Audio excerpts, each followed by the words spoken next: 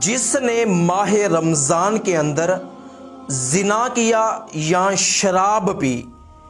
پیارے آقا صلی اللہ علیہ وآلہ وسلم نے ارشاد فرمایا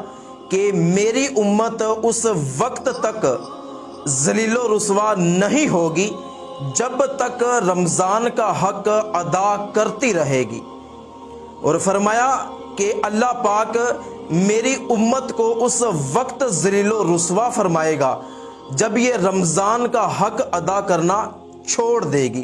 تو عرض کیا گیا کہ یا رسول اللہ صلی اللہ علیہ وآلہ وسلم، رمضان کا حق نہ ادا کرنے میں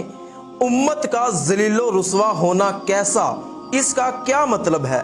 تو پیارے آقا صلی اللہ علیہ وآلہ وسلم نے ارشاد فرمایا کہ رمضان کے اندر میری امت کا حرام کاموں کو کرنا،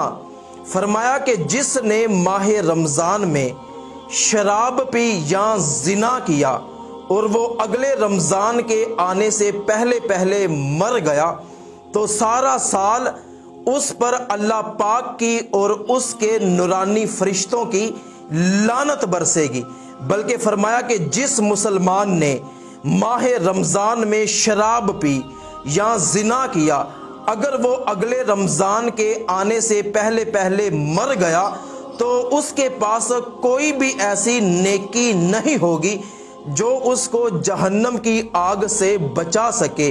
وہ سیدھا جہنم میں جائے گا۔ حضور اکرم صلی اللہ علیہ وآلہ وسلم کی بارگاہ اقدس میں ایک شخص حاضر ہوا، آ کر عرض کرنے لگا کہ یا رسول اللہ صلی اللہ علیہ وآلہ وسلم،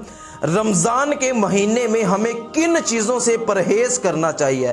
تو فرمایا کہ رمضان کے مہینے میں ہر قسم کا گناہ کرنے سے پرہیز کرنا چاہیے۔ فرمایا کہ جس طرح رمضان کے مہینے میں نیکیوں کا سلسلہ بڑھا دیا جاتا ہے کہ ہر نیکی کا ثواب 70 گنا یا اس سے بھی زیادہ کر دیا جاتا ہے، نوافل کو فرائض کے برابر اور فرائض کا ثواب مزید 70 گنا تک بڑھا دیا جاتا ہے، تو اسی طرح گناہوں کے بھی معاملات ہیں، گناہوں کو بھی بڑھا دیا جاتا ہے۔ تو رمضان میں ہر قسم کے گناہوں سے بچنا چاہیے۔ تو اللہ پاک تمام مسلمانوں کو ماہ رمضان کا ادب و احترام کرنے، ماہ رمضان کے روزے رکھنے اور ماہ رمضان میں ہر قسم کے گناہوں سے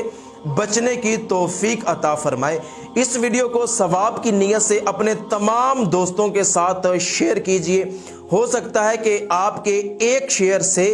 بہت سے لوگ رمضان میں گناہوں سے بچ جائیں۔ یہ آپ کے لیے صدقہ جاریہ ہے۔